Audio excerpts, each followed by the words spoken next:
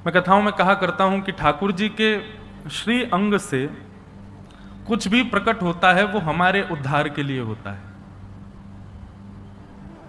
भगवान के चरणों का चरणामृत गंगा बन के बहने लगा, जिसमें स्नान करके हम अपने पापों से मुक्त होते हैं। और केवल स्नान करके नहीं,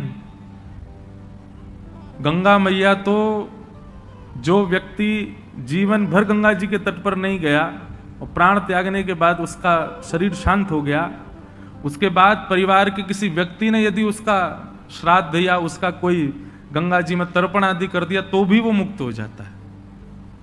ठाकुर जी के चरणों का स्पर्श करके जल गंगा बन के बहता है और मानव को तारने के लिए, उद्धार करने के लिए एक पावन नदी का रूप धारण कर लेता है। लेकिन कई बार वह गंगा का पावन स्नान भी हमारे मन को शांत नहीं कर पाता। तन पवित्र निश्चित होता है, गंगा जल का पान करने से आपके चित्त में कभी कभी शांति आ जाती है, पर आपके विचारों में शुद्धि नहीं होती। और माफ कीजिएगा, भगवत प्राप्ति के लिए आपका तन पवित्र हो यह आवश्यक नहीं, आप बहुत सुंदर हो यह आवश्यक नहीं, आप ऊंचे कुल खानदान में हो यह आवश्यक नहीं, आपके पास बहुत गुण बहुत कलाएं हो यह आवश्यक नहीं, आपकी विचारधारा शुद्ध होनी चाहिए। हम लिख करके अपने प्रमाण पर उसको ये पत्र लिख करके दे सकते हैं, जिस व्यक्ति के विचारों में दूषितता नहीं है उसको भगवत प्राप्ति निश्चित हो जाएगी।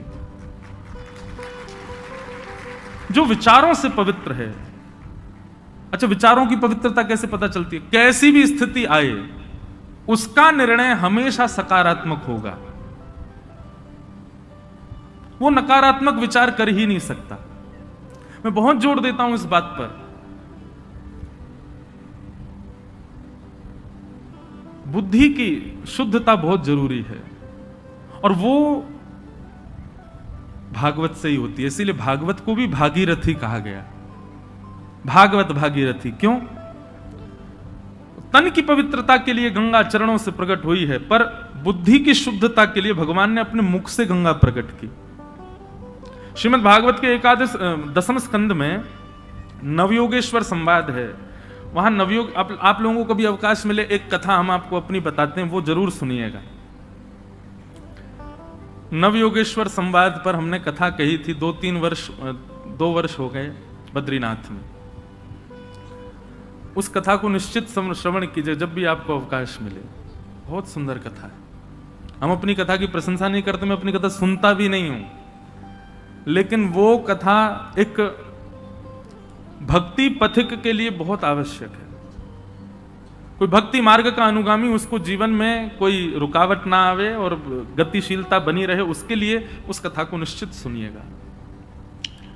नवयोगेश्वर संवाद। तो नवयोगेश्वर संवाद के प्रारंभ में एक बहुत सुंदर बात भगवान कहते हैं, ये वही भगवतः प्रोक्तः उपाया आत्मलब्धये। भगवान कहते हैं, मैं जो बोलता हूं, मैं जब बोलता हूं, वो वाक्य सामने वाले को मेरी प्राप्ति के लिए ही बोलता हूं। ठाकुर जी ने कुछ भी कहा है उसका आप पालन करने लग जाओ, उससे आपको ठाकुर जी मिलेंगे। बहुत सावधानी से सुनो, सब लोग इधर देखो। भगवान कहते हैं, मैं जो बोलता हूं उसको ध्यान पूर्वक सुन लीजिए, क्योंकि वह कैसा भी वाक्य हो मेरा, उससे मेरी ही प्राप्ति होनी है। और भगवान कहते हैं, इतना विश्वास करके मेरी वाणी को सुनना कि अंजह पुंसाम विदुषाम वृद्धिम भागवतान हितान।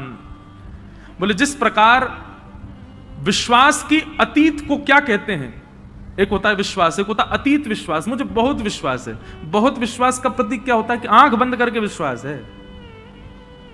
भगवान कहते हैं, वैसे ही मेरी बताई गई वाणी पर विश्वास नहीं, अतीत विश्वास करना। आंख बंद कर लेना, बस जो ठाकुर जी कह रहे हैं वो सत्य है। भरे महाभारत के युद्ध में भगवान अर्जुन को कहते हैं, अर्जुन क्या करोगे? बोले, करिष्ये वचनम तव, जो आप कहोगे वो करूंगा। भगवान बोले, सोच ले, जो मैं कहूंगा सो करेगा। अर्जुन बोले, निश्चित करूंगा। बोले, फिर सोच ले, करेगा? बोले, निश्चित करूंगा। ठाकुर जी बोले, ठीक है, तो फिर रथ से नीचे उतर तेरे घोड़े प्यासे हैं, घोड़ों को खोल करके जमीन में स्रोत करके जल निकाल, इनको पानी पिला दे। सामने से बाणों की बौछार हो रही है और अर्जुन को भगवान कहते हैं कि तुम उतर जाओ, उतर करके पानी का स्रोत निकाल के घोड़ों को पिलाओ। अर्जुन एक बार संकोच करने लगा, सच में उतर जाऊं? भगवान बोले अभी तो तूने बोला कि जो मैं कहूंगा सो करेगा, कर। एक बात सदैव याद रखना, ठाकुर जी के प्रेमी यदि आप बन गए हैं, ये जितने प्यारे दिखते हैं, जितने सुंदर दिखते हैं, जितने इनके प्रति आकर्षण है, उतनी ही ये परीक्षाएं लेते हैं। मैं कभी कभी कहता हूं बड़े कठोर हैं। आपने कह दिया ना ठाकुर जी जो आप कहोगे सो करूंगा, उसी दिन देखना ठाकुर जी ऐसा कुछ कहेंगे जिसको करने में आप कतराओगे। लेकिन भगवान दावे से कहते हैं, अंजह पुंसाम विदुषाम बुद्धिम भागवतान हितान, मेरे द्वारा प्रकट की गई वाणी उस पर इतना विश्वास करो जैसे आंख बंद करके चलने लग जाओ मेरे बताए गए मार्ग पर। ठाकुर जी यदि खाई की तरफ इशारा करते हैं, चलो जाओ वहां जाओ, तो ये विचार मत करो खाई है नीचे गिर जाएंगे, मर जाएंगे, प्राण निकल जाएंगे। नहीं, ठाकुर जी ने आज्ञा कर दी, चल दो। ठाकुर जी कहते हैं जब व्यक्ति मेरे बताए गए मार्ग पर इतना विश्वास करके चलने लग जाता है तो वो कभी गिरेगा नहीं, और यदि कभी गिर भी जाए, यदि कभी उसका पतन भी हो जाएगा, तो वो बिल्कुल चिंता ना करे, उसको उठाने मैं स्वयं आऊंगा, उसको मैं ही बचाऊंगा। भक्ति पथ, यहां रक्षा की जिम्मेवारी ठाकुर जी की है, आप तो बस चलो। तो भगवत प्राप्ति बंधुओं, ना तो स्वरूप से आप कर सकते हो, ना आप ऊंचे कुल खानदान से कर सकते हो, बहुत पवित्र रह करके, त्रिकाल संध्या करके, 3 बार स्नान करके, ये सबसे भगवत प्राप्ति नहीं होगी। भगवत प्राप्ति तो केवल और केवल आपके विचार शुद्ध हों, और श्रीमद् भागवत का यही उद्देश्य है कि सुनने वाले श्रोता के विचार शुद्ध हों, उसके विचारों में दूषितता ना हो। इसलिए अपने आप को परखा कीजिए, आप विचार क्या करते हैं। और विचार यहां बैठ करके तो भगवत विचार सबको आ जाएगा, यहां पर तो नास्तिक व्यक्ति भी बैठा बैठा भगवान को याद कर लेगा। यहां विचार नहीं करना है, एकांत में जाके अपने विचारों पर मनन करो। आप विचार कैसे करते हो, आप सोचते कैसा हो, एकांत में बैठ करके आंख बंद करके चिंतन किया करो, क्या आता है आपके मन में। दूषितताएं आती हैं, संसार के विषय आते हैं, संसार के विषाद आते हैं, तो निश्चित है आपके विचार अच्छे नहीं है, भगवत प्राप्ति में भी बाधा है। जिस दिन लगे कि हां नेत्र बंद करके बैठे 7:30 बजे और नेत्र खुले तो 9:30 बज गए थे और एक भी विचार दूषित नहीं था चित्त में, बस प्रसन्न हो जाइएगा, मुस्कुरा जाइएगा, एक गिलास पानी पी करके और अपने आप को थोड़ा गौरवान्वित अनुभव कीजिएगा कि अब ठाकुर जी मिलने का मन बना रहे हैं, क्योंकि अब विचार शुद्ध हो रहे हैं। और वो होंगे कैसे?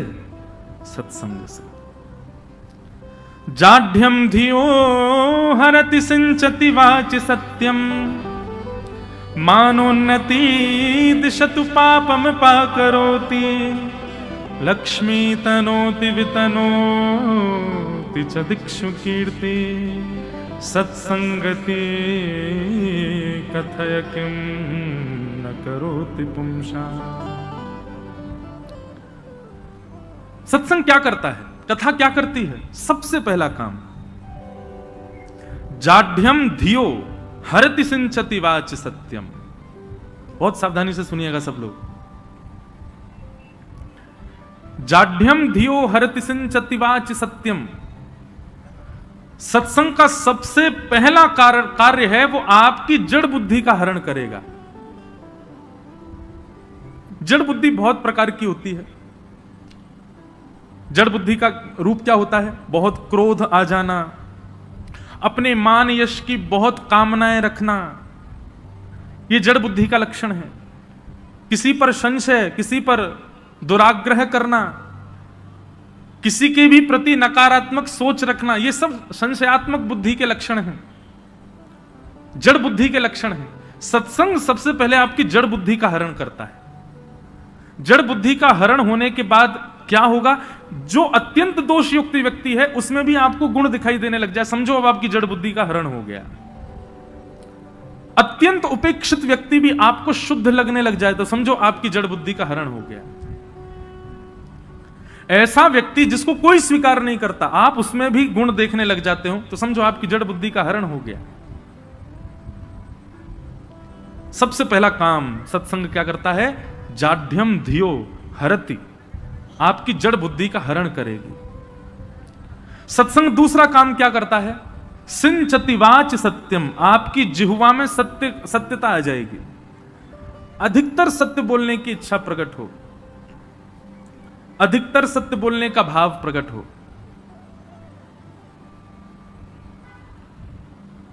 और सत्य बोलने का भाव मतलब क्या है बंधुओं? हरि चर्चा, हरि स्मरण, ज्यादातर हरि का गुणगान, ऐसी इच्छा प्रकट हो चित्त में। हरति सिंचति वाच सत्यम। तीसरा काम सत्संग क्या करता है? मानोन्नति दिशतु पापम अपाकरोति, मान और सम्मान की कामना को नष्ट कर देता है चित्त से। सत्संगी व्यक्ति को ज्यादा सम्मान की इच्छा नहीं होती, मान की इच्छा नहीं होती, प्रतिष्ठा की इच्छा नहीं होती। और मान, प्रतिष्ठा, यश, वैभव की इच्छा रखता है और सत्संग भी करता है तो समझ लेना आडंबर है, सत्संगी नहीं है वो व्यक्ति। सत्संगी व्यक्ति को मान की इच्छा नहीं होती, सम्मान की इच्छा नहीं होती। श्री एकनाथ जी महाराज, एकनाथ जी का चरित्र आता है, उसमें ऐसा वर्णन करते हैं कि श्री एकनाथ जी रोज गंगा स्नान के लिए जाते थे। तो जब वो स्नान करने के लिए जाते तो एक मौलवी, एक मिलेच्छ, वो उस क्षेत्र का कुछ था, उसकी चलती थी वहां पर। एकनाथ जी जैसे ही गंगा स्नान करके निकलते तो उनके ऊपर पानी पी करके कुल्ला कर देता, और उनके ऊपर ना भी करता तो वो ऐसा करता कि एक आध छींट उनके ऊपर पड़े, ऊपर छत पर खड़ा होकर के करता। एकनाथ जी महाराज फिर से गंगा स्नान करने चले जाते। कथा प्रसिद्ध है, 50 बार करता, लेकिन 50वें बार एकनाथ जी गंगा जी में चले जाते, उस पर क्रोध नहीं करते थे। एक दिन वो अपने किसी काम से कहीं चला गया, मिलेच्छ मौलवी। एकनाथ जी महाराज आए, एकनाथ जी ने आकर के गंगा स्नान किया। गंगा स्नान के बाद उसकी छत की ओर देखने लगे, और छत की ओर देख के वहीं खड़े खड़े प्रतीक्षा करने लगे कि आज इसने कुल्ला नहीं किया मेरे ऊपर। किसी ने आकर के कहा, एकनाथ जी आप यहां क्यों खड़े? बोले भैया वो एक व्यक्ति का नियम है, मैं जब जब गंगा स्नान करूं मुझ पर कुल्ला करता है, आज वो आया ही नहीं यहां पर, उसकी प्रतीक्षा कर रहा हूं, वो आ जाए कुल्ला करे तो फिर उसका नियम पूर्ण हो। सामने वाले व्यक्ति ने कहा, धन्य है आप कैसे व्यक्ति हैं? वो आपका रोज अपमान करता है और आप आज वो नहीं है तो उसकी प्रतीक्षा कर रहे हो कि वो अपमान करे। बोले भैया उसकी कृपा से मैं 50 बार गंगा स्नान तो भी कर लेता हूं, नहीं तो मैं तो आलसी जीव हूं, एक डुबकी लगा के भागता हूं। कम से कम उसकी करनी से मैंने अनुभव किया, 50 बार मुझे स्नान करने का अवसर मिलता है, इसलिए मैं उसकी प्रतीक्षा कर रहा हूं, वो आ जाए। हम ऐसे बन सकते हैं? हम उस गली से ना जाएं जिस गली में यह ना पूछा गया हो गाड़ी कितनी की लाए।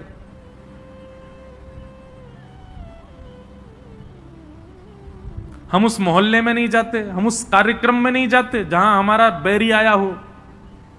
अच्छा उसकी बेटी का ब्याह, निश्चित है उसकी बेटी, वो तो उसका भी मित्र है मेरे बैरी का, तो वो भी आया होगा, मैं तो नहीं जा रहा, वो आए तो मैं क्यों जाऊं? कभी कभी मन में विचार आता है,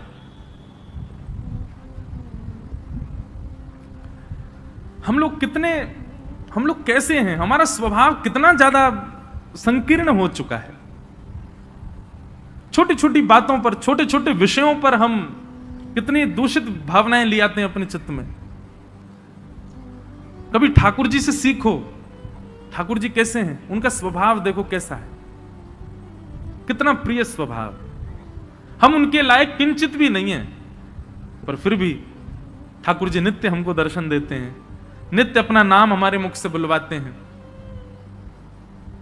और केवल इतना ही नहीं, अपना दर्शन करा करके अपना नाम बुलवा के हमको फायदा और कराते हैं, हमारे पाप और कम कर देते हैं।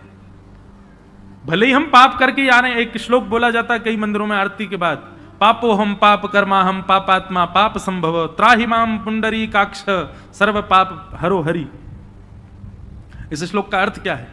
पापो हम मैं पापी हूं, पाप कर्मा हम, मेरे सारे कर्म पाप के हैं, पापात्मा, मेरी आत्मा भी पापी हो चुकी है, और पाप संभव नाथ अभी आपकी आरती करने के बाद निश्चित अभी भी मैं कहीं पाप करने ही जाने वाला हूं। त्राहिमाम पुंडरीकाक्ष, हे पुंडरीका, पुंडरीक कहते हैं कमल को, त्राहिमाम पुंडरीकाक्ष, हे कमल जैसे नेत्र वाले, सर्व पाप हरो हरि, मेरे सारे पापों को हरण करो। और ठाकुर जी हरण कर भी लेते हैं। सीखो ठाकुर जी से, कितने सीधे हैं हमारे लाल जी, कितने सरल हैं हमारे ठाकुर जी। इसलिए भैया ये कथा भागवत आदि इन सब सत्संगों को श्रवण करके ना ये मत विचार करो पुण्य कितना बढ़ रहा है, मैं 4 घंटे एक आसन पर बैठ के कथा सुनी, ये विशेष बात नहीं है। मैंने जितने दिन कथा सुनी, मैंने व्रत रख के कथा सुनी, ये विशेष बात नहीं है। मैं कथा में अपने आसन पर ही बैठता था, जहां पहले दिन बैठा वहीं 7 दिन बैठ के कथा सुनी, ये विशेष बात नहीं है। विशेष बात यह है कि 7 दिन पहले विचार जितने संकीर्ण थे, 7 दिन बाद उनकी संकीर्णता नष्ट हुई कि नहीं, आप अपने विचारों से शुद्ध हुए कि नहीं, यह विशेषता होनी चाहिए कथा की। हमने एक नियम, अभी नासिक में कथा थी ना, तो वहां एक नियम था हमारा, मौन रहता था मैं पूरे दिन, बस कथा में बोलता था। उसका प्रभाव ऐसा पड़ा है अभी कि मेरे को अधिकतर मौन रहने का मन होता है। अब मैं कथा से पहले भी मौन रहता हूं 1 घंटा, कथा के बाद भी 1 घंटे मौन रहता हूं, पर ऐसा नहीं है। सुबह हम आज खेलने गए तो भी मैं मौन ही था, बताओ। आज मैंने एक चीज अनुभव की, खेल में नोक झोंक लड़ाई झगड़ा निश्चित होता है, कोई मौन रह के कैसे लड़ाई करे। कल जितने खिलाड़ी आएंगे सबका मौन है, जो बोलेगा उसके 4 रन कट जाएंगे। अब देखना कल कैसे बस एक व्यक्ति बोलेगा जो रन गिनेगा सबके और वो विशेष रूप से हमारे अनुज पंडित जी और हमारे ये भैया नहीं होने चाहिए, ये 2 लोग नहीं, बहुत बेईमानी करते हैं भाई। लेकिन एक विनोद की बात है, ये तो व्यक्ति की आयु 2 चीजों से कम होती है, बहुत खाने से और बहुत बोलने से। इन 2 कारणों से व्यक्ति की आयु क्षीण होती है। इन दोनों पर लगाम लगानी है, तभी आप वैष्णव कहलाए जाओगे। भोजन पर भी लगाम लगाओ और अपनी वाणी पर भी लगाम लगाओ। ये 2 प्रकार के लगाम आपको लगाने हैं। इस कथा की दक्षिणा हमको यही दो कि इन 2 चीजों पर आप थोड़ा कंट्रोल करो। एक तो भोजन मतलब पाओ, प्रेम से पाओ, उतना ही पाओ जितने में काम चल जाए, और वाणी दिन भर में कम से कम 2 घंटे का मौन तो रखो मौन रहो। और केवल मौन रह के ऐसा नहीं है कि किसी को गाली दे रहे हो लिख करके दे दी, ले है तो मेरा मौन, तू ऐसा है, ऐसा नहीं। जितनी देर मौन रहे उतनी देर हरिस्मरण रहे, अंदर ही अंदर ठाकुर जी का नाम चलता रहे। पता चली महाराज मंडदीप सुबह 8 से 9 सब मौन है, पूरे मंडदीप में कोई बोलता ही नहीं है, काम ठप हो गए लोगों के, क्यों सब मौन रहते हैं यहां पे। लेकिन ये 2 वेग बहुत आवश्यक हैं जीवन में। आप स्वयं अनुभव करेंगे कि जब आप मौन रहना प्रारंभ करेंगे ना, तो आपकी जिह्वा में अपने आप ऐसे ऐसे भाव, आप जब आप बोलेंगे तो वो निश्चित ही किसी पर प्रभाव डालने वाली वाणी ही होगी। अच्छा, मौन का एक नियम है, मौन में आप ठाकुर जी का नाम बोल सकते हो। कितना भी मौन व्रत हो, आप जय श्री कृष्ण बोल सकते हो, जय सिया राम बोल सकते हो, राधे राधे बोल सकते हो, नारायण बोल सकते हो, हरि के नाम, ठाकुर जी के नाम, किशोरी जी, मौन, क्योंकि भगवत नाम लेना भी मौन ही माना जाता है। तो बात केवल इतनी थी कि विचारों को शुद्ध रखना है। हमारे अष्ट सखा कहते हैं प्रीत ही सौंपई है प्रियतम, प्रीत ही सौंपई है प्रियतम, यद्यपि रूप गुण शील सुधरता, इन बातन ना रिझई है प्रीतम, इन बातन ना रिझई है प्रीतम, प्रीत ये सो पे है प्रीतम।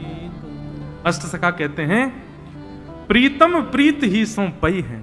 पई है मतलब मिलेंगे। किससे मिलेंगे? बोले प्रीत से मिलेंगे। यद्यपि रूप गुण शील सुधरता, चाहे तुम कितने भी रूपवान हो, शीलवान हो, गुणवान हो, इन बातन ना रिझई हैं।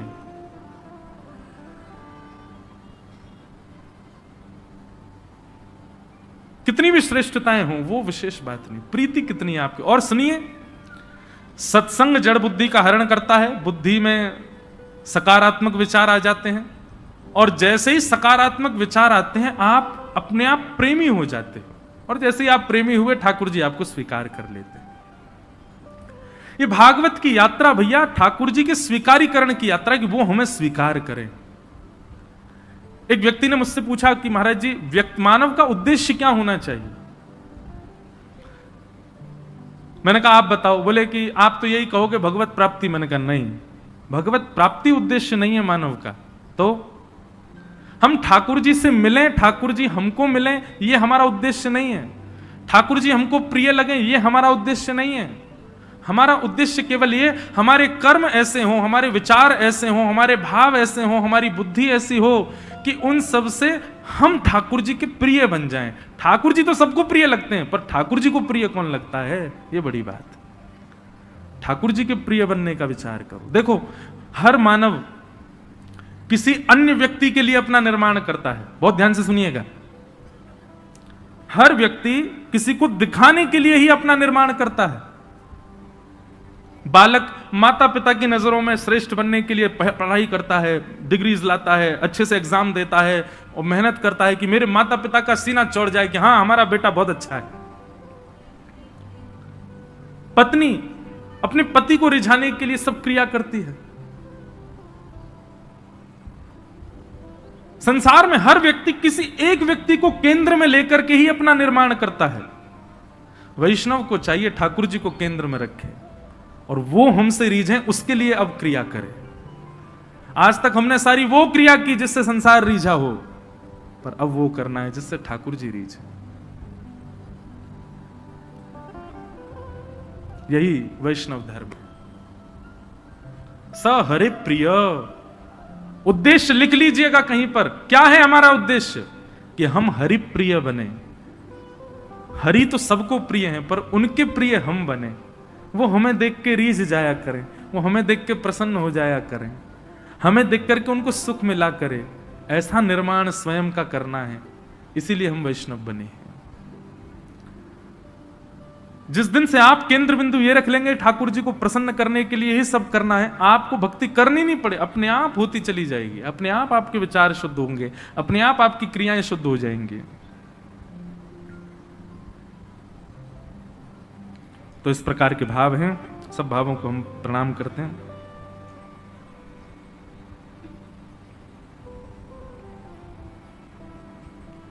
कल हमने एक बात कही थी कि हम एक श्लोक सुनाएंगे कि जगन्नाथ भगवान का दर्शन करने से सारे ग्रह जितने भी खराब हों, आज ही अपनी कुंडली दिखवाइए, उसमें पूछिए ज्योतिषी जी से कौन सा ग्रह हमारा खराब है, और उस ग्रह का हम आपको यहां पर एक निदान बता रहे हैं। उस अंग का जगन्नाथ जी का दर्शन करना नित्य। जरूरी नहीं जगन्नाथपुरी जाके ही करो, जगन्नाथ जी का चित्र सबके पास होगा, नहीं है तो गूगल से निकाल लो, कहीं से भी लाओ। उस अंग का दर्शन नित्य करना प्रारंभ कर, आपका वो ग्रह अपने आप ठीक हो जाएगा। और एक बात सुनो, अकेले एक ग्रह को क्यों ठीक करो, सर्वांगीण अंग का दर्शन करो, सारे ग्रह अपने आप सम हो जाएंगे हमारे श्री जगन्नाथ जी का दर्शन करके। तो वर्णन करते हैं, बहुत ध्यान से सुनिए कि भास्करो दक्षिण नेत्रम वाम नेत्र विदुपनम मंगल नासिका क्षेत्रम वधूअधर एवच बृहस्पति तिलकम च स्वर्ण रत्न मंदितम शुक्र चतुशरः प्रोक्त शनि सर्वज्ञ विस्तरम साहु किरीट रूपम च मकराकृतरेव च केतुश्च भुजगांकारं कुंडली नागरूपकः एवं नव समाहार ग्रह साक्षात जगन्नाथम। श्री जगन्नाथ जी के रूप में सारे ग्रह, अब ध्यान से सुनना। सूर्य, ये सूर्य जो है ये जगन्नाथ भगवान का वाम नेत्र, ये सूर्य है। चंद्र जो है, सूर्य जो है ये दाहिना नेत्र है और चंद्रमा जो है ये वाम नेत्र है। तो जब आप दाहिना नेत्र दर्शन करते हैं श्री जगन्नाथ जी का, आपका सूर्य ग्रह सम हो जाता है, और वाम नेत्र का दर्शन करते हैं तो चंद्र ग्रह सम हो जाता है। फिर मंगल ग्रह कौन सा है? बोले नासिका। श्री जगन्नाथ जी की जो नासिका है वो मंगल ग्रह का द्योतक है। बुध, भगवान का जो मुंह है मतलब मुखमंडल, वो बुध का स्वरूप है श्री जगन्नाथ जी का। बृहस्पति यानी कि गुरु, वो महाप्रभु श्री जगन्नाथ जी का जो स्वर्ण तिलक है जिसमें हीरा मंडित होता है, वो भगवान का यहां स्वर्ण तिलक धारण करते हैं, उसमें बृहस्पति का निवास है, उससे बृहस्पति ग्रह शुद्ध हो जाता है। शुक्र, मुखार विंद को देखने पर चार कोने जो जगन्नाथ जी के दिखाई देते हैं, ऐसे जगन्नाथ जी का रूप कैसा है, ऐसे पूरा मुख है, तो ये जो चार कोने हैं श्री जगन्नाथ जी के, उनका दर्शन कर। बीच बीच में भैया वो बड़ी वाली एलईडी में जगन्नाथ जी दिखा देना हो तो, नहीं तो हमारे ये बैठे लोग सब रे ग्रह बैठ के कथा सुन रहे हैं श्री जगन्नाथ। अब ये जो है, ये चार अंग जो हैं, ये चारों शुक्र के स्वरूप हैं। जय हो, आप विराजो। ये हमको वहीं के सेवायत ने प्रदान किए श्री जगन्नाथ जी। बोले इसके भाव से नित्य श्री जगन्नाथ जी आपकी कथा में रहेंगे, तो बहुत सुख मिलता है। श्री जगन्नाथ महाप्रभु कथा श्रवण करते हैं तो शुक्र यानी कि मुखमंडल के जो चारों कोने हैं उनका दर्शन करने से शुक्र ग्रह शुद्ध होता है। फिर मुखमंडल पर जो काली मां है, जो कृष्ण वर्ण है श्री जगन्नाथ जी का, उस कृष्ण वर्ण का दर्शन करने से शनि की दशा खत्म हो जाती है। किसी को शनि, अच्छा एक बात कहें, शनि की दशा 7.5 आदि ये बुरी नहीं होती है। शनि की 7.5 किसी की चल रही हो और उसका कर्म बुरा हो तो शनि बुरे होते हैं। यदि शनि की 7.5 आ जाए और व्यक्ति का कर्म शुद्ध हो तो शनि 7.5 बहुत ऊंचाई पर भी पहुंचा देती है। तो शनि किसी के यदि थोड़े गड़बड़ा रहे हों तो श्री जगन्नाथ जी के मुखमंडल पर कृष्ण वर्ण यानी कि काली, जो काला स्वरूप है जगन्नाथ जी का, उसका दर्शन करो। राहु, मुखार बिंद पर स्वर्ण आकार की जो रेखाएं हैं वो राहु का दर्शन, राहु को सम करती हैं। और केतु, मुखार बिंद के नीचे का स्वरूप भाग जो है वो यहां पर केतु को शुद्ध करता है। इस प्रकार श्री जगन्नाथ जी का जो सर्वांगीण विग्रह है उसका नित्य दर्शन करने से आपके सारे जितने भी ग्रह हैं वो सब सम हो जाते हैं, अनुकूल हो जाते हैं। अच्छा, अनुकूल का मतलब ये नहीं है कि आपको करोड़ों का प्रॉफिट रोज होगा। अनुकूल का मतलब ये है कि भक्ति में मन लगेगा, कथा सुनने में मन लगेगा, वृंदावन जाने का मन करेगा, संतों की सेवा का मन करेगा, ब्राह्मण सेवा का मन करेगा, ठाकुर जी की सेवा का मन करेगा, सबसे अच्छा बोलने का मन करेगा, सबका भला करने का मन करेगा। इसको समझिए शुभ। ये शुभ का मतलब ये नहीं होता घर बन गए, प्रॉपर्टी मिल गई, बहुत सारा धन आ गया, ये शुभ नहीं होता है। ये संसार के कर्मों से मिलने वाली, संसार में फंसने वाली रीति है। ये लोग बताओ कितने आज लोग उसको शुभ मानते हैं जो बहुत संपत्तिवान हो। संपत्तिवान शुभ नहीं होता है, भक्तिवान व्यक्ति शुभ होता है। श्री जगन्नाथ जी का नित्य दर्शन करने से आपके समस्त ग्रह आपको वैष्णव बनाएंगे, इसलिए जगन्नाथ जी का नित्य दर्शन करना है। तो ऐसे महाप्रभु जी को हमने कल कहा था, इसलिए हमने आज उस भाव को रखा। उनको हम बारंबार प्रणाम करते हैं। बोलो जगन्नाथ महाप्रभु की जय। नित्य जगन्नाथ जी का दर्शन किया करो। अपने घर में ठाकुर जी के श्री मंदिर में श्री जगन्नाथ जी का स्वरूप निश्चित विराजमान रखो। अब आइए, कल हम लोगों ने महात्म सुना, आज से कथा का प्रारंभ प्रथम स्कंद से हम लोग करते हैं और प्रथम श्लोक से भागवत में प्रवेश करते हैं। श्रीमद् भागवत का प्रथम श्लोक, सब लोग अपने चित्त में ठाकुर जी का स्मरण करते हुए इसको श्रवण कीजिए और आइए इस कथा भागीरथी में हम प्रवेश करते हैं। बंधुओं, अभी तक कथा प्रारंभ नहीं हुई है, कल तो महात्म था और अभी तक भी सब भूमिका थी, कथा अब प्रारंभ हो रही है, इसलिए अब ठाकुर जी का स्मरण करो और आइए प्रवेश करते हैं भागवत की भागीरथी में।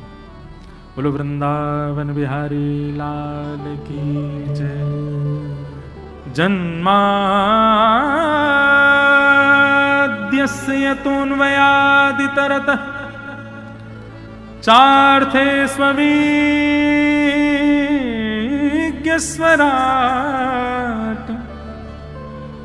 तेने ब्रह्म हृदय आदि कवये मुह्यन्ति यत्सूरयः तेजो वारिमृदां यथा विनिमयो यत्र त्रिसर्गो मृषा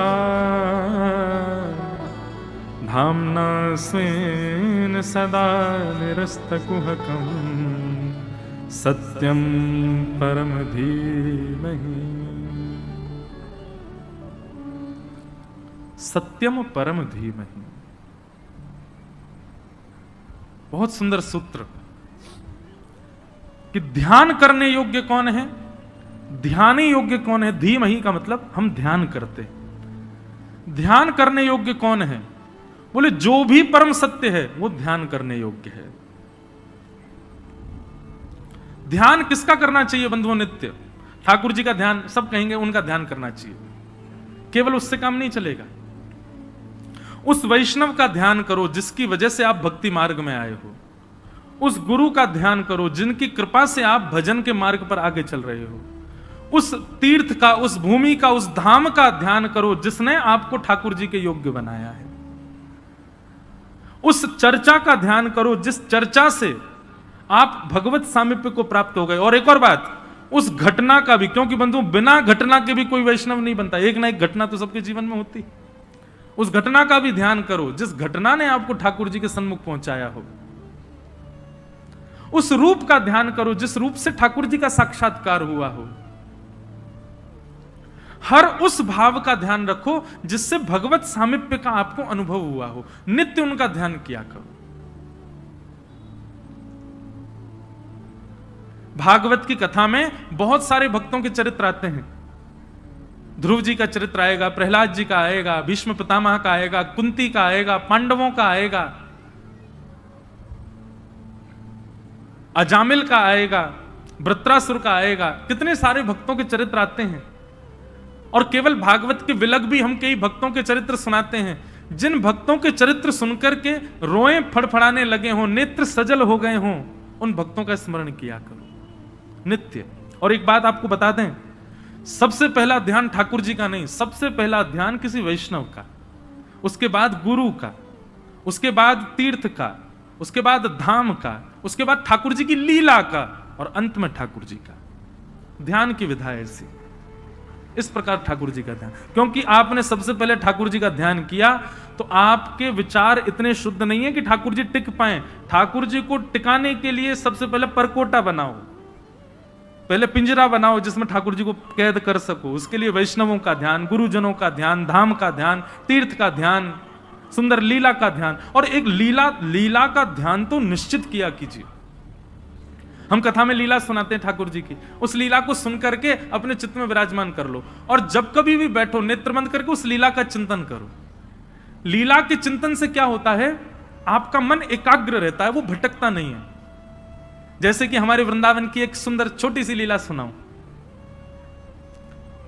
कुंज में ठाकुर जी किशोरी जी के साथ में क्रीड़ा कर रहे हैं।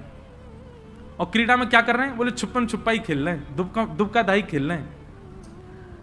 किशोरी जी दुबक जाती हैं, फिर ठाकुर जी उनको ढूंढते हैं, लेकिन जैसे ही ठाकुर जी ढूंढने के लिए गिनती करते हैं 1 2 3 4 5, किशोरी जी अब दौड़ रही हैं, सखियां सब आ जाती हैं ठाकुर जी के पास। ठाकुर जी से आके कहती हैं सुनो। बोले हाँ। आपको किशोरी जी दिख जाएं कि वहां छुपी हुई हैं, फिर भी अनदेखा कर देना। क्यों? आपको हारना है। ठाकुर जी बोले हम हारवे थोड़ी आए हैं। सब सखियां बोली नहीं हारवे आए तो फिर देख लियो कल ते किशोरी जी के संग में लीला नहीं करन देंगे हम। सखीन की कृपा से ठाकुर जी किशोरी जी के संग लीला करते हैं। हमारे वृंदावन की निकुंज लीला में आता है, बहुत ध्यान से सुनिए, बहुत सावधानी से सुनिए सब लोग, कि ठाकुर जी पहले ललिता विशाखा के चरण पकड़ते हैं, उनसे आज्ञा लेते हैं। जब वो अनुग्रह करती हैं तब ठाकुर जी लीला में प्रवेश करते हैं किशोरी जी के साथ। किशोरी जी की कितनी भी इच्छा हो कि ठाकुर जी लीला में आ जाए, नहीं, जब तक ललिता विशाखा नहीं कहेंगी तब तक ठाकुर जी नहीं आ सकते। तो ठाकुर जी पहले मनोहार करते हैं ललिता जी को। अरे ललिता तू तो बड़ी प्यारी है, देख तेरे काजे आज मैं बीड़ा लाया हूं, पान को बीड़ा ले पाले। सखियों को मनाते हैं, जैसे नेताजी से मिलना हो तो पहले उनके पीए को मनाओ, उनके संग जो रहते हैं उसको मनाओ। ऐसे ही किशोरी जी से मिलने के लिए ठाकुर जी पहले सखियों की मनोहार करते हैं, उनके चरणों को खूब दबाते हैं ठाकुर जी, उनके लिए सेवक तक बन जाते हैं। बोले कि हमको किशोरी जी की सेवा में जान दो। सेवा में गए, ठाकुर जी दुबका धाई खेलने लगे। सखियां सब आई आकर के बोली सुनो आप बड़े चतुर हो, आपको 2 मिनट में किशोरी जी दिख जाएंगी, मिल जाएंगी, कहां हैं? और किशोरी जी के श्री अंग से कस्तूरी चंदन की सुगंधी आती, आप सुगंधी सूंघ सूंघ के पहुंच जाओगे उनके पास। लेकिन आपको ऐसा करना नहीं है, तुमको हारना है आज खेल में।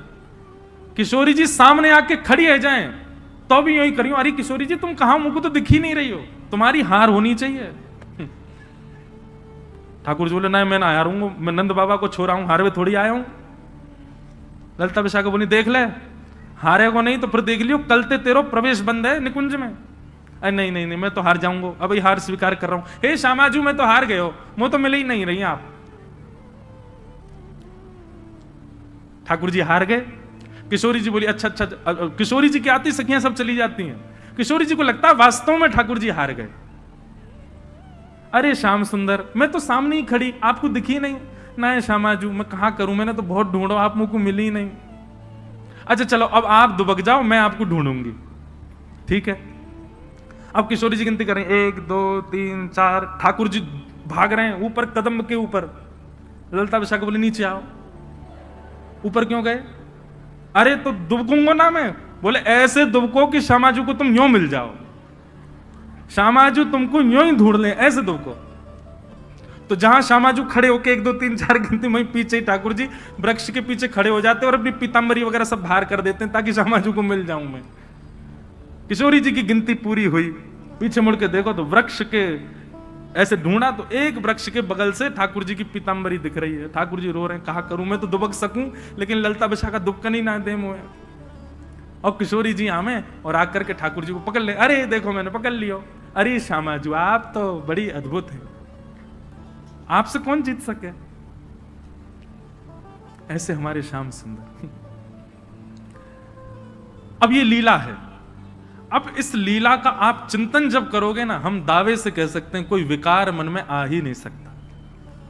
और इसका चिंतन करने के बाद आप फिर गुरु मंत्र करो, इसका चिंतन करते हुए फिर आप नाम जप करो, इसका चिंतन करते हुए फिर आप भगवत श्लोकों का स्मरण करो, जो भी आपका गुरु प्रणाली का मंत्र है आदि आदि जो भी है। ऐसा चिंतन करके जब आप सेवा में बैठेंगे, आपका ध्यान भंग नहीं हो सकता, आपके ध्यान में कोई विकार आ ही नहीं सकता। इसलिए लीला का ध्यान, सबसे पहला किसी वैष्णव का ध्यान, गुरुजनों का ध्यान, संतों का ध्यान, धाम का ध्यान, फिर लीला का ध्यान, और इन सब का ध्यान करने के बाद अंत में श्याम सुंदर का ध्यान। श्याम सुंदर से पहले किशोरी जी का ध्यान। आपका ध्यान इतना प्रबल हो जाएगा महाराज, आज आप नेत्र बंद करेंगे ना, हम विश्वास करके कहते हैं 1 मिनट के अंदर कोई विकार दिखेगा आपको, अपने नेत्रों के अंदर ही कोई दूषितता दिखने लग जाएगी।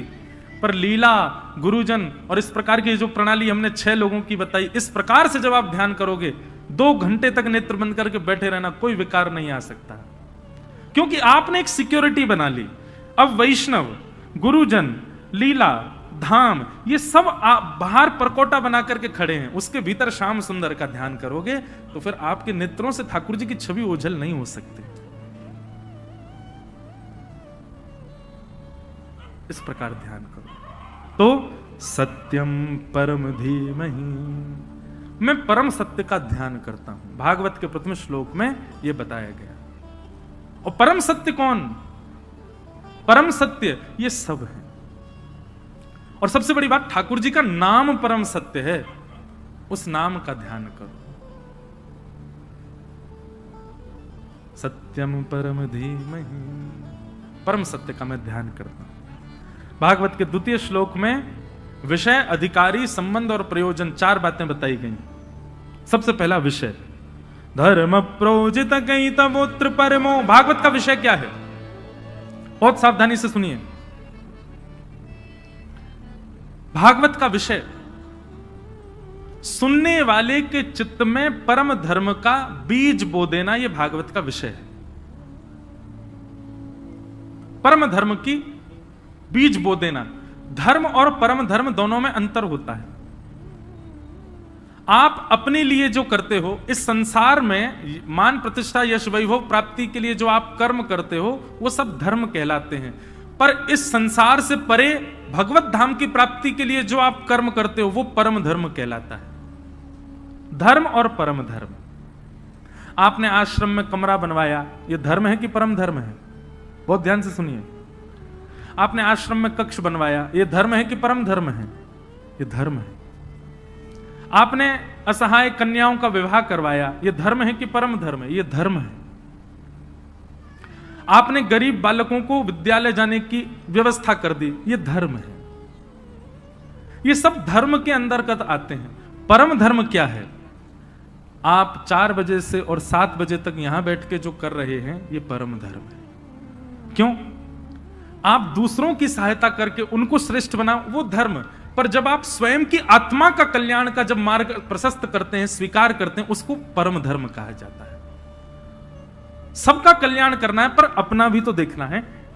हवाई जहाज में बैठो तो एयर होस्टेस सबसे पहला अनाउंसमेंट करती है कि आकाश में जब विमान पहुंचे, ऑक्सीजन कम हो जाने पर मास्क नीचे आएंगे, सबसे पहले अपना मास्क पहने, फिर दूसरे को पहना है। अपना कल्याण हुआ नहीं है और दूसरे का आप करने चलोगे, स्वयं डूबे हुए दूसरे को कैसे बचाओगे?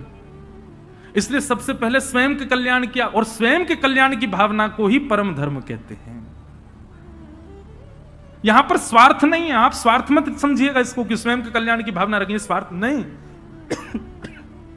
इसको वैसा समझिए, संसार रूपी सागर में सब डूब रहे हैं, आपके सामने लाइफ जैकेट आ गई, आप दूसरे को पहना दोगे, स्वयं डूब जाओगे ना। पहले स्वयं पहनो, स्वयं संभल जाओ, फिर दूसरे को उससे संभालो।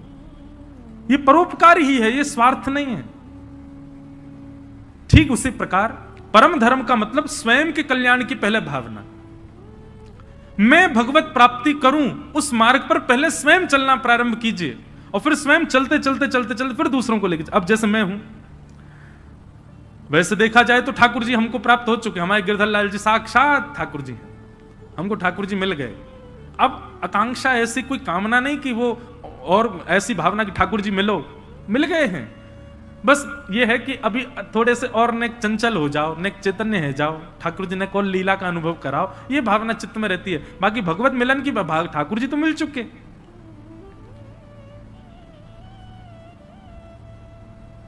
तो मैं भक्ति का पथिक हूं, डेस्टिनेशन पे मैं भी नहीं पहुंचाऊं, गंतव्य पर मैं भी नहीं पहुंचाऊं, लेकिन मैं आप सबको भी तो लेके चलूं, ऐसी भावना चित्त में रखूं। तो अपना कल्याण पहले स्वयं पढ़ के आता हूं, फिर आपको सुनाता हूं। अपना कल्याण पहले, फिर दूसरे को बताओ। अभी क्या होता है कि अपना कल्याण तो हुआ नहीं, अपन लोग तो उस मार्ग पर चले नहीं, दूसरे को आज्ञा दे रहे हैं, दूसरे को कह रहे हैं कि आप ऐसा करो, उससे कल्याण नहीं होगा। तो श्रीमद् भागवत का विषय क्या है? परम धर्म के प्रति इच्छा प्रकट होना, अपने कल्याण की भावना चित्त में आना। और अपने कल्याण की भावना का मतलब यह नहीं कि मुझको खाना मिले, मुझको रोटी मिले, मुझको घर मिले, मुझको वैभव मिले, मुझको संपत्ति मिले। अपने कल्याण की भावना का मतलब है मुझे ज्ञान मिले, मुझे वैराग्य मिले, मुझे भक्ति मिले, मुझे ठाकुर जी का प्रेम मिले। यह कल्याण की भावना। ये भावना चित्त में उत्पन्न होना, इसी को परम धर्म कहते हैं। यही भागवत का विषय है। धर्म प्रौजत कई तवोत्र परम। दूसरी भागवत का अधिकारी कौन है? सबसे बड़ी और सबसे विशेष बात, बहुत ध्यान से सुनना। भागवत का अधिकार किसको है? निर्मत्सराणाम सता। मात्सर्य दोष से रहित व्यक्ति। मात्सर्य दोष किसको कहते हैं? बहुत सावधानी से सुनो। मात्सर्य दोष का मतलब होता है दूसरे के प्रति ईर्ष्या की भावना। किसी के प्रति ऐसी भावना रखना कि उसकी उज्जवलता, उसकी श्रेष्ठता, उसकी प्रबलता से आप परेशान हो जाओ। जो दूसरे से ईर्ष्या रखता है, ऐसे व्यक्ति को ना तो कथा सुनने का अधिकार है और ना कथा कहने का अधिकार है। मैं तो कथा में कहता हूं कि संसार में सबको किसी ना किसी से ईर्ष्या होती है। 7 दिन के पश्चात जैसे ही यहां कथा विराम हो, आपको सबसे पहला काम क्या करना है? पंडाल से निकलते ही उस व्यक्ति के घर जाओ जिससे आपको ईर्ष्या होती है, और उसको जाके देखो। अब भी वो आपको नकचड़ा लग रहा है, अब भी आपको वो दुष्ट लग रहा है, अब भी उसके प्रति वही भावना है जो पहले थी, तो समझो अभी और कथा सुननी है मुझे। लेकिन जैसे ही आप कथा पंडाल से गए और उस व्यक्ति के पास गए, बोले पहले तो ये नकचड़ा लगता था, लेकिन ऐसा नहीं है, ऐसा है तो अच्छा। देखो इसके नेत्र भी हैं तो सुंदर। हाँ ठीक है, कभी कभी कसैला बोलता है, लेकिन ऐसा नहीं है, कभी कभी मीठा भी है। ये गुण दर्शन होने लग जाए। जिसके प्रति ईर्ष्या थी, अब उसके प्रति किंचित प्रेम प्रकट हो जाए, तो समझो आपको कथा ने स्वीकार किया है। भैया ये सब लक्षण हैं। आप ताली बजाते मुझे सुख तो मिलता है, लेकिन ये लागू होने चाहिए जीवन में। नहीं तो इतना खर्चा करने का क्या फायदा? मेरा इतनी दूर से आने का क्या फायदा? आपका यहां 4 घंटे बैठने का क्या फायदा? ये सब घटना चाहिए जीवन में। निर्मत्सराणाम सता। मात्सर्य दोष से रहित हो जाओ, मात्सर्य दोष नष्ट हो। वैद्यम वास्तवमत्र वस्तु शिवदम। तीसरी बात, विषय, अधिकारी, और तीसरी बात है संबंध। सबसे बड़ी बात श्रीमद् भागवत जी कथा सुनने कराने से लोगों के अंदर एक भावना है कि कथा कराने से पितृ मुक्त हो जाते हैं। कथा कराने, कथा सुनने से हमारे जीवन के पाप नष्ट हो जाते हैं। कथा कराने, कथा सुनने से जीवन में फिर आगे उपलब्धियां प्राप्त होने लग जाती हैं। कथा कराने, कथा सुनने से नाम यश बहुत हो जाता है। आदि आदि सब आपके अंदर भावनाएं आ रही हैं। पर हमारी एक बात सुनिएगा,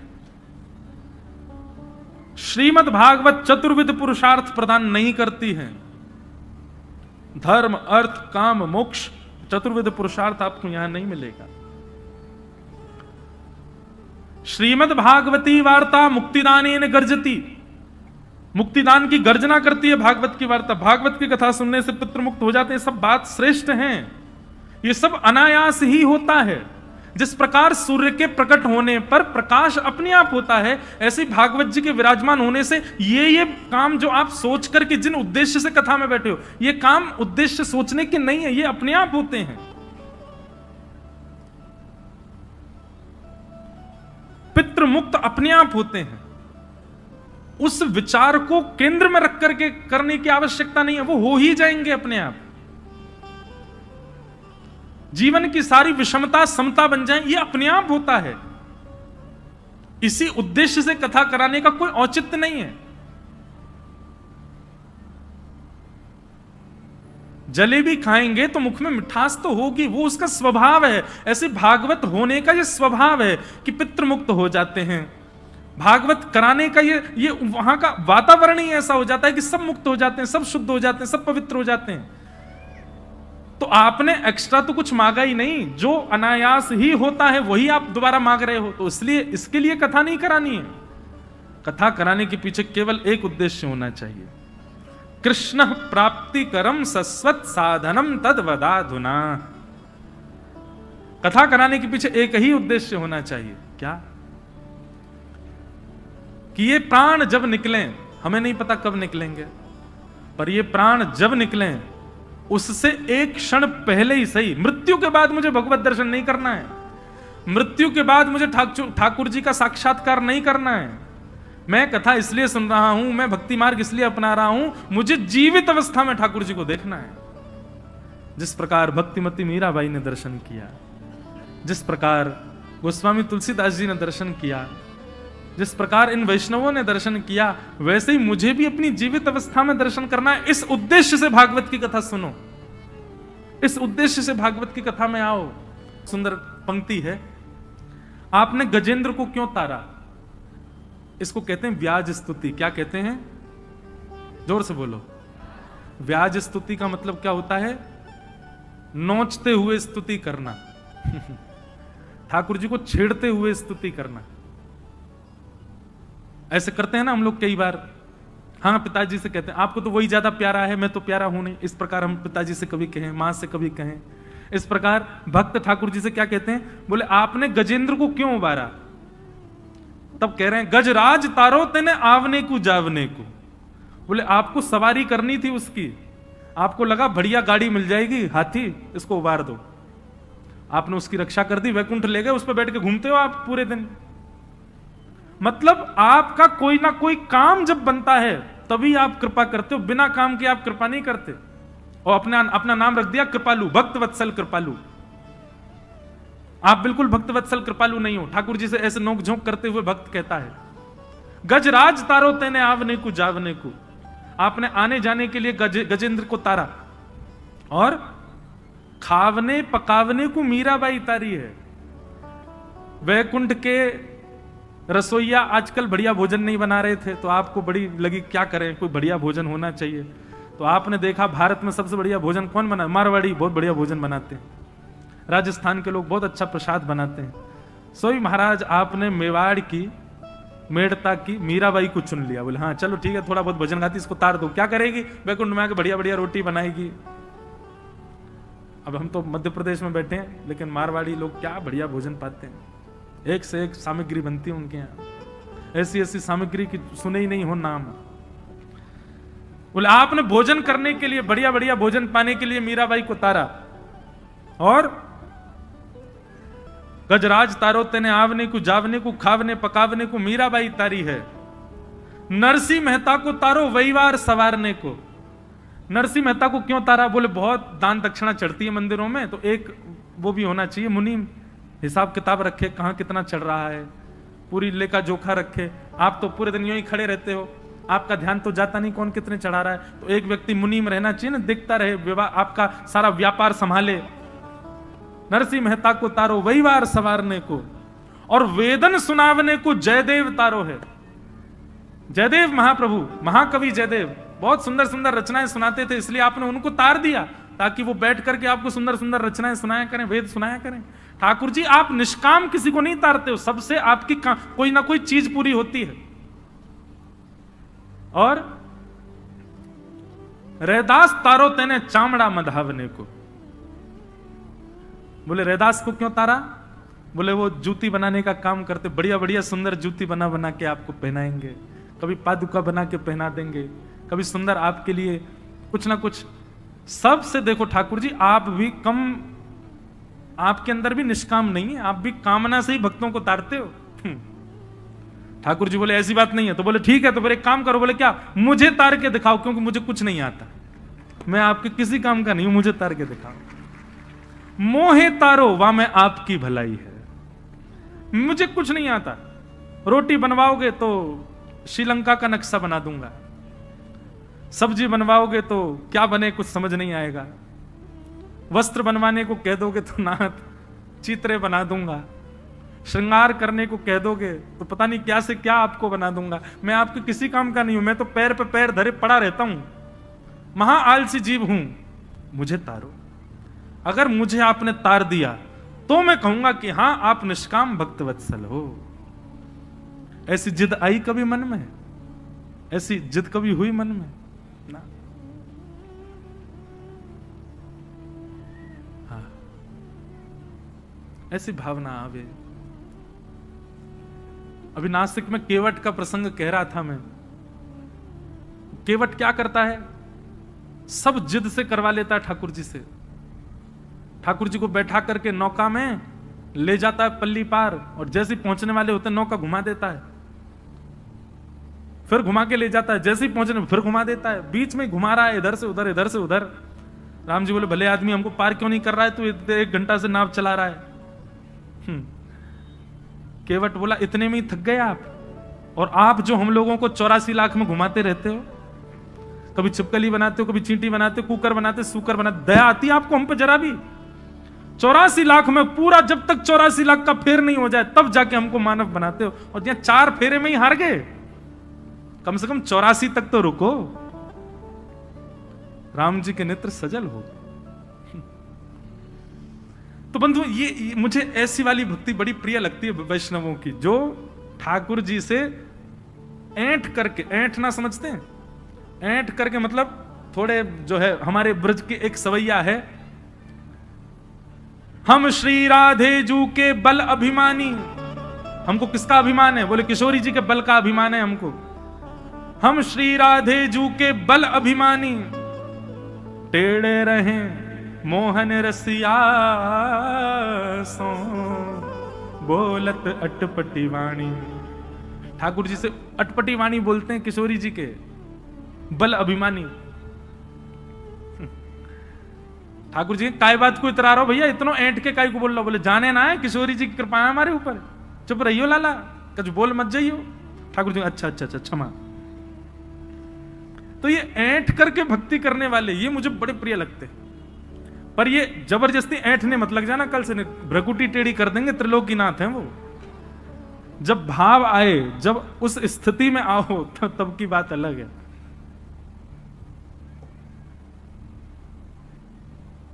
तो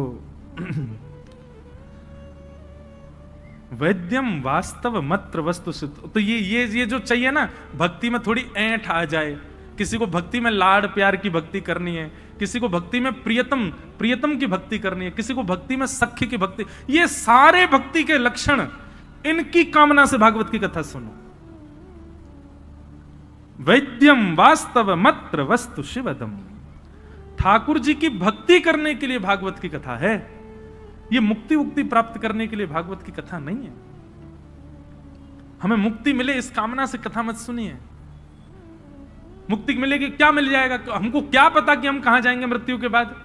हमको केवल इतना पता है जब तक हम जीवित हैं, जो हमने किया वो हमको पता। मृत्यु के बाद किसी का कोई पता नहीं होता।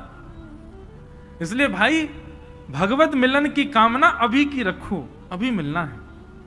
और वो कामना आपकी पूर्ण केवल एक स्थान कर सकता है, वो है ये प्रांगण, भागवत का प्रांगण। भागवत जी से प्रार्थना करो, श्री भागवत जी अनुग्रह करेंगी, ये कृपा करेंगी, तो ठाकुर जी प्राप्त होते हैं, ठाकुर जी अनुग्रह करते हैं। निर्मत सराणाम सताम वैद्यम वास्तव मत्र वस्तु शिवदम। ठाकुर जी से आपका संबंध करा देगी। और भागवत जी कैसा संबंध कराएगी? यहां डंके की चोट पर व्यास जी शब्द लिखते हैं शिवदम। शिव का मतलब क्या होता है? कल्याण। और शिवदम यानी कि कल्याणकारी। ठाकुर जी से आपका संबंध ऐसा नहीं कराएंगे भागवत जी की आप तड़पते रह जाओ, रोते रह जाओ, नहीं, कल्याणकारी संबंध कराएंगी। ठाकुर जी आपके हो जाएंगे पूर्ण रूपेण। ऐसा संबंध भागवत जी आपका ठाकुर जी से कराएंगे। वैद्यम वास्तव मत्र वस्तु शिवदम तापत्रयोन्मूलनम। श्रीमद् भागवते महामुनि कृते किंबा परैरीश्वरः सद्यो हृदय वरुध्यते त्रिकृत भी शुश्रूषुभिस्तत्क्षणात्। भागवत जी की कथा बंधुओं इतनी निर्मल है, इतनी पावन है। मैंने कल भी आप लोगों से निवेदन किया, आज पुनः निवेदन करूं। आप नहीं आते हैं कथा में, कोई दिव्य चेतना आपके भीतर बैठ के आपका माध्यम लेकर के यहां आपको लेकर के आ रही है। लेकिन यहां कथा सुन दोनों रहे हैं, आपके भीतर जो दिव्य चेतना है वो भी और आप भी। बस आपको यह कथा सुनकर के इस माध्यम, इस अवसर का पालन करना है। भागवत में तो स्पष्ट लिखा है, श्रीमद् भागवते महामुनि कृते किंबा परैरीश्वरः सद्यो हृदय वरुध्यते त्रिकृतिभिः शुश्रूषुभिस्तत्क्षणात्। कथा सुनने की, कथा कराने की जिस दिन आपके चित्त में इच्छा प्रकट होती है, उसी दिन ठाकुर जी चित्त में आ जाते हैं। भागवत जी में स्पष्ट लिखा है। आपने जैसे मन बनाया 17 मई से मंडी द्वीप में भागवत की कथा होने वाली है, मैं रोज सुनने जाऊंगा। जैसे ही आपने ये विचार अपने घर में बैठे बैठे किया, मैं रोज सुनने जाऊंगा, उसी क्षण आपके चित्त में ठाकुर जी आ गए, ठाकुर जी आके विराजमान हो गए। अब अगली परिकल्पना क्या है, अगला आपका प्रयास क्या है? अब चित्त में जो आकर के विराजमान हुए हैं वो मस्तिष्क में आवे, अब वो विचारों में आवे, अब वो बुद्धि में आवे, अब वो स्वप्न में आवे, और धीरे धीरे वही चित्त में आए, अब प्रत्यक्ष आ जाए। यहां बैठे हर जीव के अंदर ठाकुर जी आ चुके हैं, ठाकुर जी विराजमान हो चुके हैं। आप स्वीकार किए जा चुके हो, ठाकुर जी मिलने के लिए फेंटा कस के बैठे, बोले अब बस हम तैयार हैं, तुम प्रयास करो, ऐसा कुछ करो कि हम प्रकट हों। और वो कैसे करना, वो भागवत में बताई जा रही है। दुनिया भर के हम पॉइंट्स बता रहे हैं, उन्हीं का पालन करने लग जाओ, वही चित्त में आए ठाकुर जी, प्रकट हो जाएंगे। तो भागवत का सबसे बड़ा फायदा यह है कि ठाकुर जी आ गए हैं, बस अब आपको इतना प्रयास करना है कि वो चित्त से प्रकट होकर के सन्मुख आ जाएं। वैद्यम वास्तव मत्र वस्तु शिवदम तापत्रयोन्मूलनम श्रीमद्भागवते महामुनिकृते किंबा परैरीश्वरः सद्यो हृदय वरुध्यते त्रिकृत भी शुश्रूषविस्तच्छणात्। स्वामी श्री हरदास जी महाराज ने अपने चित्त के ठाकुर जी प्रकट किए, आज वृंदावन में सबको दर्शन दे रहे हैं, श्री वृंदावन बिहारी लाल।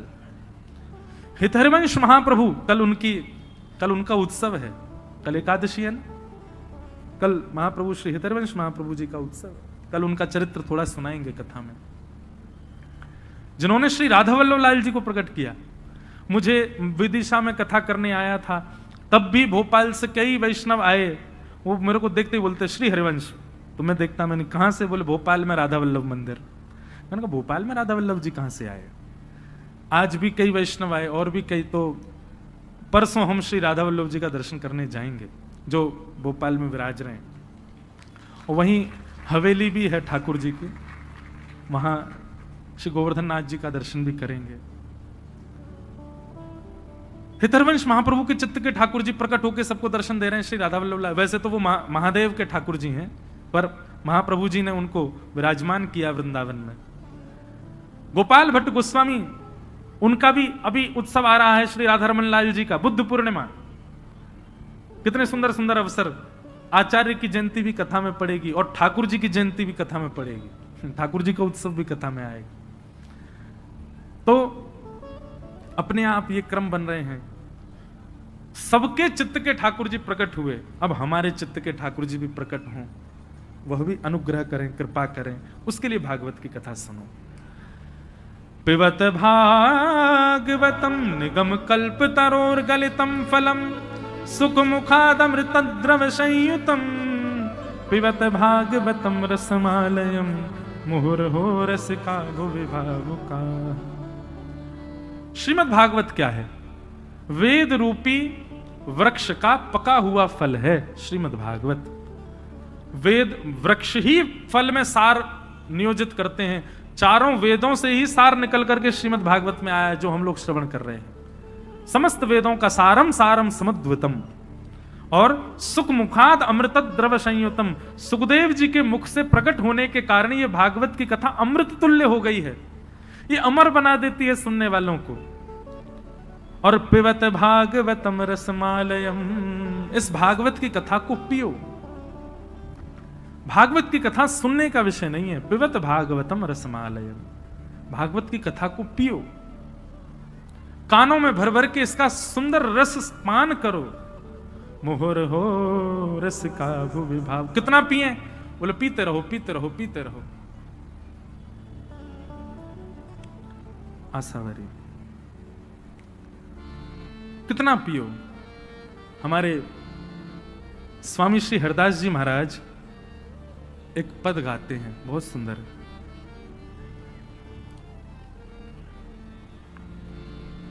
अगर हमको एक हमारा भाव है कि हम भजन कम गाते हैं, पद की ज्यादा इच्छा होती है कथाओं में गाने की। इन पदों की शब्दावली और इनका गायन थोड़ा गंभीर होता है, पर यदि आप बहुत ध्यानपूर्वक सुनेंगे तो इनमें बड़े सार विद्यमान हैं।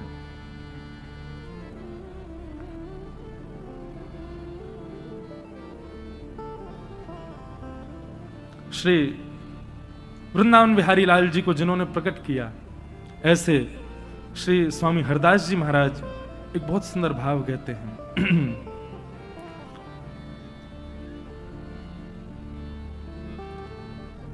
रोम रोम रसना जो होती,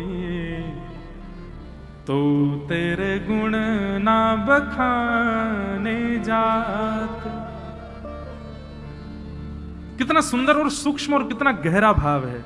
और हमारे रोम रोम में आंख होती, और कैसी आंख होती, वो ने बिना पलक वाली आंख होती, कभी झपकते ही नहीं, पूरे दिन आपको देखते रहते नाथ। ऐसी भावना हमारे चित्त में है? बिल्कुल नहीं है। हम लोग तो बंधुओं केवल रस सुनकर के सुख लेने वाले हैं, सुख लूटने वाले हैं। भगवत प्राप्ति के गुण हमारे भीतर नहीं है।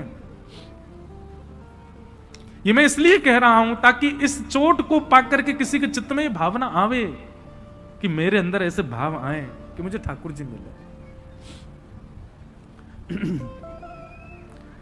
लोग जब मुझसे सुबह मिलने के लिए आए, आज भी 2 दंपति आए, संभवतः बैठे होंगे, उन्होंने आकर के मुझसे एक बात कही कि महाराज जी हम दोनों डॉक्टर हैं, पर कृष्ण भक्ति ऐसी चढ़ रही है, भक्ति ठाकुर जी की ऐसी हो रही है कि हम अपनी डॉक्टरी, जो हम डॉक्टर हैं, अपने पेशे पर ध्यान नहीं दे पा रहे। अब देखो, व्यक्तिगत रूप से जब आप मुझे मिलने आएंगे तब तो मैं ऐसा ही कहूंगा कि नहीं आपको ध्यान देना चाहिए, आप थोड़ा ध्यान रखो उस चीज का। लेकिन व्यासपीठ पर बैठ करके एक बात मैं सब जगह कहता हूं कि यहां भक्ति मार्ग जब अपनाओगे तो सब छूट जाएगा, कुछ नहीं रहेगा आपके पास।